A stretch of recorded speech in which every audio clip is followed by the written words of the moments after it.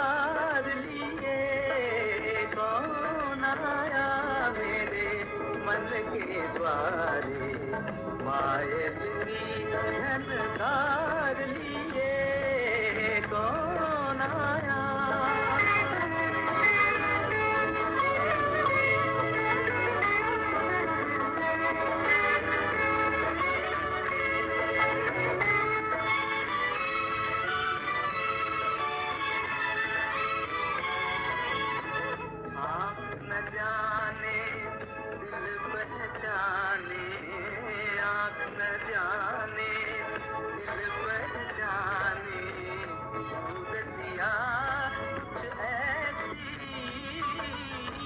आँख न जाने दिल पहचाने, सूरतिया कुछ ऐसी, याद करूं तो याद न आए, मूरतिया ये कैसी। पागल मनवा सोच में डूबा, सपनों का संसार लिए, कौन आया मेरे मन के द्वारे, पायल की झनकार लिए, कौन आया।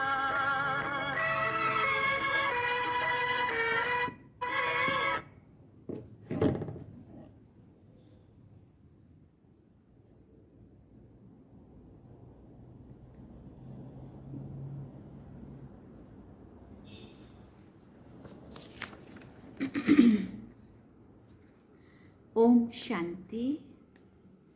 बाबा गुड मॉर्निंग।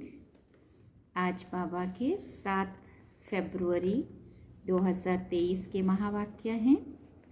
बाबा ने सार में कहा, मीठे बच्चे, इस समय तुम्हें निराकारी मत मिल रही है। गीता शास्त्र निराकारी मत का शास्त्र है, साकारी मत का नहीं। ये बात सिद्ध करो। बाबा ने प्रश्न पूछा, कौन सी गुहिया बात बड़ी युक्ति से फर्स्ट क्लास बच्चे ही समझा सकते हैं? तो बाबा ने उत्तर में कहा, ये ब्रह्मा ही श्री कृष्ण बनते हैं। ब्रह्मा को प्रजापिता कहेंगे, श्री कृष्ण को नहीं। निराकार भगवान ने ब्रह्मा मुख से ब्राह्मण रचे हैं।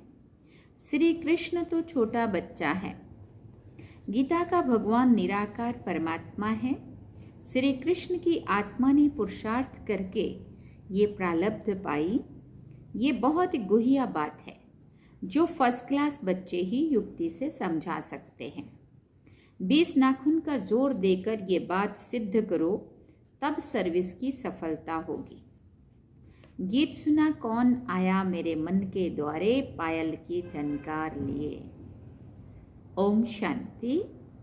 बच्चों ने सुना, ये आंख नहीं जान सकती है। किसको नहीं जान सकती है? बाबा पूछ रहे हैं भगवान को। ये आंखें श्री कृष्ण को तो जान सकती है। क्यों भाई? क्योंकि वो देहधारी है, इसलिए श्री कृष्ण को तो जान सकती है, बाकी भगवान को नहीं जान सकती। आत्मा ही परमात्मा को जान सकती है। आत्मा मानती है कि हमारा परमपिता परमात्मा निराकार है। निराकार होने के कारण, इन आंखों से ना देखने के कारण इतनी याद नहीं ठहरती है। ये निराकार बाप निराकारी बच्चों को कहते हैं, माना आत्माओं को कहते हैं, तुमको निराकारी मत मिलती है। गीता शास्त्र है ही निराकारी मत का, साकारी मत का नहीं है। गीता धर्म शास्त्र है ना, इस्लामियों आदि का भी धर्म शास्त्र है। इब्राहिम ने उच्चारा, बुद्ध ने, क्राइस्ट ने उच्चारा, उन्हों के तो चित्र हैं। गीता जो सर्वशास्त्र में शिरोमणि है, उसके लिए मनुष्य ने श्री कृष्ण का चित्र दिखा दिया है, परंतु बाप समझाते हैं ये रॉन्ग है। गीता मैंने उच्चारी, मैंने राजयोग सिखलाया और स्वर्ग की स्थापना की है, परंतु बाप समझा, मैं हूँ निराकार परमपिता परमात्मा। मैं तुम सर्व आत्माओं का बाप, मनुष्य सृष्टि का बीज रूप हूँ। मुझे ही वृक्षपति कहा जाता है। श्री कृष्ण को वृक्षपति नहीं कहेंगे। परमपिता परमात्मा ही मनुष्य सृष्टि का बीज रूप क्रिएटर है। श्री कृष्ण को क्रिएटर नहीं कहेंगे, वो तो सिर्फ दैवी गुण वाला मनुष्य है। भगवान है एक। श्री कृष्ण को कोई सभी का परमात्मा नहीं कह सकते। बाप कहते हैं मैं 5000 वर्ष के बाद कल्प के संगम युग पर आता हूँ। मैं सारी सृष्टि का बाप हूँ। मुझे ही गॉड फादर कहते हैं।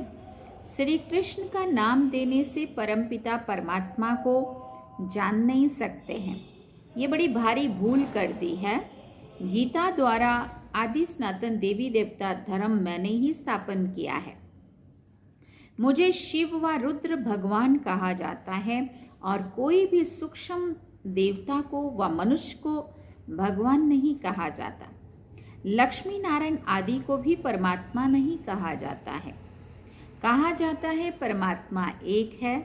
भगवान उवाच भी है तो जरूर भगवान आया होगा और आकर के राजयोग सिखाया है। बाप कहते हैं कल्प पहले भी मैंने तुम बच्चों को कहा था। श्री कृष्ण कभी भी बच्चे बच्चे नहीं कह सकते, क्योंकि श्री कृष्ण तो खुद का रूप भी बच्चा रूप ही है, इसलिए वो तो सबको बच्चे बच्चे नहीं कह सकते ना। तो बाबा कहते परमपिता परमात्मा ही सबको बच्चे कहते हैं। कल्प पहले भी मैंने तुम बच्चों को कहा था कि देही अभिमानी बनो, मुझ निराकार को अपना बाप भगवान समझो। साकारी बाप प्रजापिता ब्रह्मा ठहरा, क्योंकि ब्रह्मा द्वारा ही भगवान ने ब्राह्मण ब्राह्मणियां रचे हैं। श्री कृष्ण प्रजापिता नहीं है। भगवान कहते हैं मैं ब्रह्मा मुख द्वारा ब्राह्मण ब्राह्मणियां रचता हूँ। ये ब्रह्मा ही श्री कृष्ण बनता है। यह कितनी गुहिया बात है। ये समझाने में बड़ी युक्ति चाहिए। फर्स्ट क्लास बच्चियां ही समझा सकेंगी। बाप कहते हैं बहुत अच्छा बच्चा व बच्ची हो जो सिद्ध करे कि गीता का भगवान निराकार परमात्मा है। जिसने गीता रची उसने ही बच्चों को राजयोग सिखाया और स्वर्ग रचा। जरूर ऊंचे ते ऊंचा बाप है ही राजयोग, बाप ही राजयोग सिखाएगा ना। श्री कृष्ण ने तो प्रारब्ध पाई है। प्रारब्ध देने वाला है परमपिता परमात्मा। श्री कृष्ण है उनका बच्चा। श्री कृष्ण की आत्मा ने पुरुषार्थ किया और प्रारब्ध पाई। पुरुषार्थ कराने वाले को उड़ाकर पुरुषार्थ करके प्रारब्ध पाने वाले का नाम रख गीता को खंडन कर दिया है। सर्विस को बढ़ाने के लिए बच्चों को 20 नाखून का जोर लगा देना चाहिए। बाबा पूछते गीता किसने उच्चारी, गीता द्वारा कौन सा धर्म किसने स्थापन किया, इस बात से ही तुम अच्छी रीति जीत पहन सकते हो। परमपिता परमात्मा द्वारा स्वर्ग के मालिक बनते हैं, ना कि श्री कृष्ण द्वारा। तो इस बात पर मेहनत करनी है। सब शास्त्र हैं गीता के बच्चे, तो बच्चों से कभी वर्षा नहीं मिल सकता। वर्षा तो जरूर बाप ही देंगे ना। काका चाचा मामा गुरु आदि से कोई को भी वर्षा नहीं मिलता है। बेहद के बाप से ही बेहद का वर्षा मिलता है। लिखत ऐसी साफ करके लिखनी है कि समझ जाएं ये बरोबर गीता खंडन की है, गीता को डिफेम किया है। इसलिए भारत कंगाल बन गया है, कौड़ी तुल्य बन गया है। ऐसी लिखत लिखो। भारत को स्वर्ग बनाने वाला कौन है?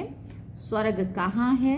कलयुग के बाद सतयुग होगा तो उनकी स्थापना जरूर संगम पर होनी चाहिए। शिव भगवान उवाच में कल्प कल्प संगम पर पावन दुनिया बनाने आता हूँ।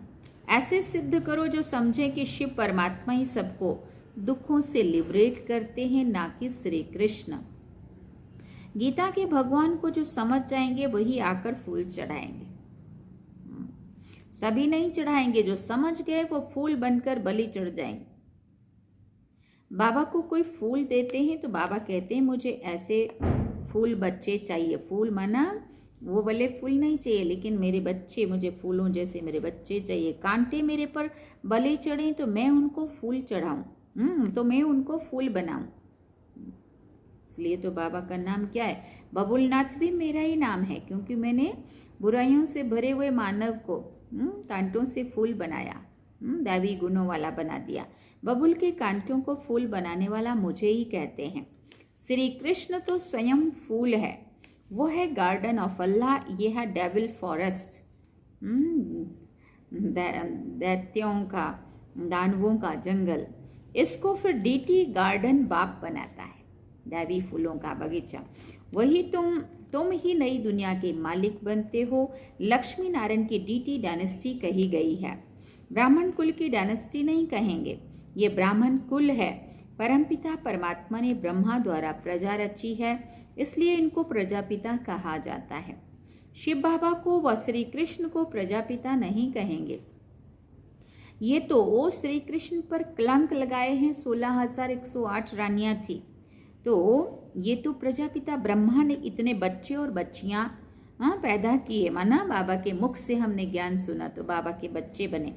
ज्ञान सागर है ही एक परमपिता परमात्मा। पाप का दंड धर्मराज देते हैं। प्रेसिडेंट को भी बड़े से बड़ा जज कसम देंगे।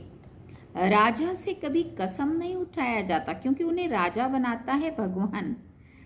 वो है अलग काल के लिए। यहाँ तो बाप 21 जन्मों के लिए राज्य भाग्य देते हैं, वहाँ कसम उठाने की बात ही नहीं है। ये मनुष्य सृष्टि रूपी वृक्ष है, कोई जंगली वृक्ष नहीं है। परमपिता परमात्मा को वृक्षपति कहा जाता है। श्री कृष्ण इस वृक्ष का राज नहीं बता सकते, वृक्षपति ही समझा सकते हैं। नर से नारायण तो बाप ही बनाएगा, ना कि श्री कृष्ण। मुख्य धर्म शास्त्र हैं 4, बाकी सब है दंत कथाएं। पहला धर्म कौन सा स्थापन हुआ और किसके द्वारा? बाबा पूछ रहे हैं। स्वर्ग में था देवी देवता धर्म, तो जरूर बाप ही रचेगा ना। बाप पुरानी दुनिया से लिबरेट करते हैं, क्योंकि दुख बहुत है, त्राही त्राही करते हैं। बाप से स्वर्ग का वर्षा लेना है तो अभी ले लो। साधारण आदमी कोई वर्षा नहीं दे सकता। बच्चों को सर्व प्राप्ति कराने वाला है ही बाप। बेहद का बाप ही स्वर्ग का मालिक बनाते हैं। ऐसी टेम्पटेशन देनी है। जैसे शिकारी लोग कोई से शिकार कराते हैं तो सारी तैयारी करके शिकार सामने लाकर फिर उनसे शिकार कराते हैं। यहाँ शिकार कराना है माताओं से। बाबा कहते, बाप कहते हैं शिकार माताओं के आगे ले आना है। माताएं बहुत हैं, नाम एक का बाला हो जाता है। तुम शिव शक्ति सेना हो। शक्ति डायनेस्टी नहीं कहेंगे, शक्ति सेना की मुख्य है जगदम्बा, काली, सरस्वती। फिर बाबा ने कहा बाकी चंडिका आदि उल्टे नाम भी बहुत रख दिए हैं। तो तुम बच्चों को ऐसी बातों पर क्लियर करना है कि ऊंचे से ऊंचा भगवान, फिर ब्रह्मा विष्णु शंकर, प्रजापिता ब्रह्मा की बेटी है सरस्वती। उनको गॉडेज ऑफ नॉलेज कहते हैं, तो ज़रूर उनके बच्चों को भी गॉडेज ऑफ नॉलेज कहेंगे। अंत में विजय तो तुम्हारी होने वाली है। कोई गीता से वेदों का मान ज़्यादा रखते हैं, तो भी गीता का प्रचार ज़्यादा है। बाप कहते हैं मैं आता हूँ संगम युग पर। श्री कृष्ण का चित्र है ही सत्युग का, फिर 84 जन्मों में रूप बदलता जाता है।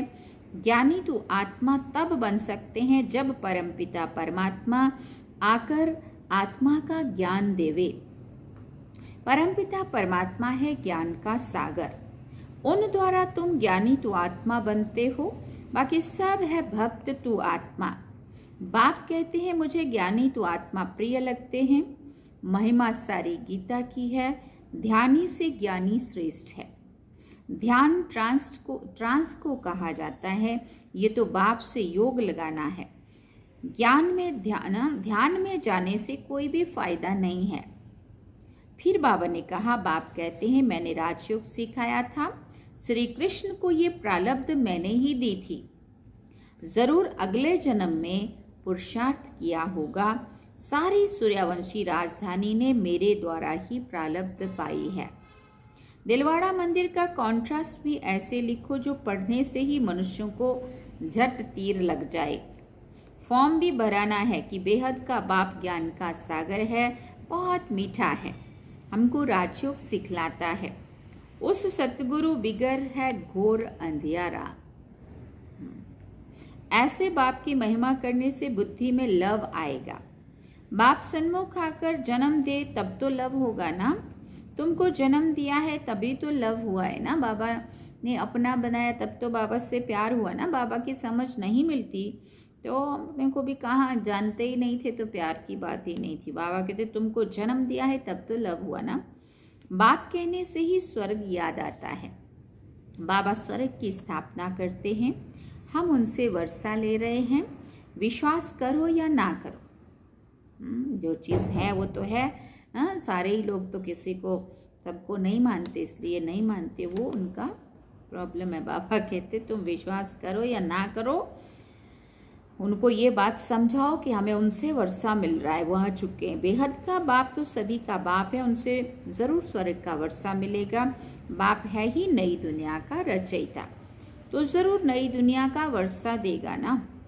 अच्छा, मीठे मीठे सिकिल दे बच्चों प्रति माता पिता बाप दादा का याद प्यार और गुड मॉर्निंग। रूहानी बाप की रूहानी बच्चों को नमस्ते। हम रूहानी बच्चों की रूहानी माता पिता बाप दादा को दिलवा चांद सिकवा प्रेम से याद प्यार, गुड मॉर्निंग, नमस्ते, थैंक यू बाबा, शुक्रिया बाबा। धारणा के लिए मुख्य सार है। पहला पॉइंट, बाप का प्रिय बनने के लिए बुद्धि में ज्ञान को धारण कर ज्ञानी तो आत्मा बनना है। बाप से योग लगाना है, ध्यान की आश नहीं रखनी है। दूसरी बात, माताओं को आगे रखकर उनका नाम बढ़ाना है। अथॉरिटी से गीता के भगवान को सिद्ध करना है। 20 नाखून के जोर से सर्विस को बढ़ाना है। वरदान में बाबा ने कहा, श्रेष्ठ जीवन की स्मृति द्वारा विशाल स्टेज पर विशेष पार्ट बजाने वाले हीरो पार्टधारी भव।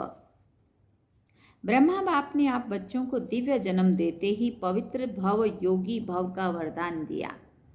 जन्मते ही बड़ी माँ के रूप में पवित्रता के प्यार से पालना की, सदा खुशियों के झूले में झुलाया, सर्वगुण मूर्त ज्ञान मूर्त सुख शांति स्वरूप बनने की हर रोज लोरी दी। ऐसे माता पिता के बच्चे ब्रह्मा कुमार कुमारी हैं। इस जीवन के महत्व को स्मृति में रख विश्व की विशाल स्टेज पर विशेष पार्ट हीरो पार्ट बजाओ। स्लोगन में बाबा ने कहा, बिंदु शब्द के महत्व को जान, बिंदु बन, बिंदु बाप को याद करना ही योगी बनना है। बिंदु शब्द के महत्व को जान, बिंदु बन, बिंदु बाप को याद करना ही योगी बनना है। अच्छा, ओम शांति। मातेश्वरी जी के अनमोल महावाक्य हैं, थोड़ा वो भी सुनेंगे। पहले बाबा ने, मम्मा ने कहा, पहले ये जानना ज़रूरी है कि अपना असली लक्ष्य क्या है, वो भी अच्छी तरह से बुद्धि में धारण करना है, तब ही पूर्ण रीति से उस लक्ष्य में उपस्थित हो सकेंगे। अपना असली लक्ष्य है, मैं आत्मा उस परमात्मा की संतान हूँ, असुल में कर्मातीत हूँ, फिर अपने आप को भूलने से कर्म बंधन में आ गई। अब फिर से वो याद आने से, इस ईश्वरीय योग में रहने से अपने किए हुए विकर्म विनाश कर रहे हैं। तो अपना लक्ष्य हुआ, मैं आत्मा परमात्मा की संतान हूँ। बाकी कोई अपने को हम सो देवता समझ उस लक्ष्य में स्थित रहेंगे तो फिर जो परमात्मा की शक्ति है वो मिल नहीं सकेगी, और ना फिर तुम्हारे विकर्म विनाश होंगे। ये तो अपने को फुल ज्ञान है, मैं आत्मा परमात्मा की संतान, कर्मातीत हो, भविष्य में जाकर जीवन मुक्त देवी देवता पद पाएंगे। इस लक्ष्य में रहने से वो ताकत मिल जाती है। फिर मम्मा कहती है, अब ये जो मनुष्य चाहते हैं, हमको सुख शांति पवित्रता चाहिए, वो भी जब पूर्ण योग होगा तब प्राप्ति होगी। बाकी देवता पद तो अपनी भविष्य प्रारब्ध है, अपना पुरुषार्थ अलग है और अपनी प्रारब्ध भी अलग है। तो ये लक्ष्य भी अलग है। अपने को इस लक्ष्य में नहीं रहना है कि मैं पवित्र आत्मा आखिरी परमात्मा बन जाऊंगी, नहीं, परंतु हमको परमात्मा के साथ योग लगाए पवित्र आत्मा बनना है। आत्मा परमात्मा नहीं बन सकती, परंतु आत्मा को परमात्मा के साथ योग लगा के मम्मा कह रही है अपने को पवित्र आत्मा बनाना है। बाकी आत्मा कोई परमात्मा नहीं बन सकती। आत्मा को कोई परमात्मा नहीं बनना है। इस दूसरी बात मम्मा ने कही, इस अविनाशी ईश्वरीय ज्ञान पर अनेक नाम धरे गए हैं, माना रखे गए हैं। कोई इस ज्ञान को अमृत भी कहते हैं, कोई ज्ञान को अंजन भी कहते हैं। गुरु नानक ने कहा ज्ञान अंजन सतगुरु दिया, कोई ने फिर ज्ञान वर्षा भी कहा, ज्ञान बरसात है भी बोला, क्योंकि इस ज्ञान से ही सारी सृष्टि हरी भरी बन जाती है। जो भी तमो प्रधान मनुष्य है वो सतोगुनी मनुष्य बन जाते हैं और ज्ञान अंजन से अंधियारा मिट जाता है। इसी ज्ञान को फिर अमृत भी कहते हैं, जिससे जो मनुष्य 5 विकारों की अग्नि में जल रहे हैं उससे ठंडे हो जाते हैं। देखो गीता में परमात्मा साफ कहता है कामेशु क्रोधेशु, उसमें भी पहला मुख्य है काम, जो ही 5 विकारों में मुख्य बीज है। बीज होने से फिर क्रोध, लोभ, मोह, अहंकार आदि झाड़ पैदा होता है। उससे मनुष्यों की बुद्धि फिर भ्रष्ट हो जाती है। अब उस ही बुद्धि में ज्ञान की धारणा होती है। जब ज्ञान की धारणा पूर्ण बुद्धि में हो जाती है तब ही विकारों का बीज खत्म हो जाता है। बाकी सन्यासी तो समझते हैं विकारों को वश करना बड़ी कठिन बात है। अब ये ज्ञान तो सन्यासियों में है ही नहीं, तो ऐसी शिक्षा देवे कैसे? सिर्फ ऐसे ही कहते हैं कि मर्यादा में रहो, परंतु असल मर्यादा कौन सी थी? वो मर्यादा तो आजकल टूट गई है। कहाँ वो सतयुगी त्रेता युगी देवी देवताओं की मर्यादा, जो गृहस्थ में रहकर कैसे निर्विकारी प्रवृत्ति में रहते थे, अब वो सच्ची मर्यादा कहाँ है? आजकल तो उल्टी विकारी मर्यादा पालन कर रहे हैं। 1-2 को ऐसे ही सिखाते हैं कि मर्यादा में चलो। मनुष्य का पहला फर्ज क्या है वो तो कोई नहीं जानता है। बस इतना ही प्रचार करते हैं कि मर्यादा में रहो, मगर इतना भी नहीं जानते कि मनुष्य की पहली मर्यादा कौन सी है। मनुष्य की पहली मर्यादा है निर्विकारी बनना। अगर कोई से ऐसे पूछा जाए कि तुम इस मर्यादा में रहते हो, तो कह देते हैं आजकल इस कलयुगी सृष्टि में निर्विकारी होने की हिम्मत नहीं है। अब मुख से कहना कि मर्यादा में रहो, निर्विकारी बनो, इससे तो कोई निर्विकारी बन नहीं सकता है। निर्विकारी बनने के लिए पहले इस ज्ञान तलवार से इन 5 विकारों के बीज को खत्म करना, तब ही विक्रम भस्म हो सकेगा। अच्छा, मम्मा कहती है ओम शांति। तो ये थी मम्मा और बाबा के महावाक्य जो हम सभी ने सुने। सार में बाबा ने कहा, मीठे बच्चे, इस समय तुम्हें निराकारी मत मिल रही है। गीता शास्त्र निराकारी मत का शास्त्र है, साकारी मत का नहीं। इस बात को सिद्ध करो। और गीत सुना, कौन आया मेरे मन के द्वारे, पायल की झनकार लिए। तो ये थे आज के बाबा के महावाक्य। ओम शांति। आज आप देख रहे हो या और कोई नई जगह पे हैं हम, तो आज तिरुपति बाला जो चेन्नई से 160 किलोमीटर दूर है, वहाँ पे ये सेंटर है। ये बहुत बड़ा हॉल है जो आप देख रहे हो, और यहाँ पे आज हम आए हैं। और ऊपर तिरुपति बाला जो बहुत फेमस मंदिर है वो अभी यहाँ से और थोड़ा दूरी पे है, लेकिन ये सेंटर है जहाँ रास्ते में हम रुके हैं। और अभी दोपहर का भोजन यहाँ करके अब हम ऊपर जा रहे हैं। ऊपर से फिर वापस चेन्नई जाएंगे।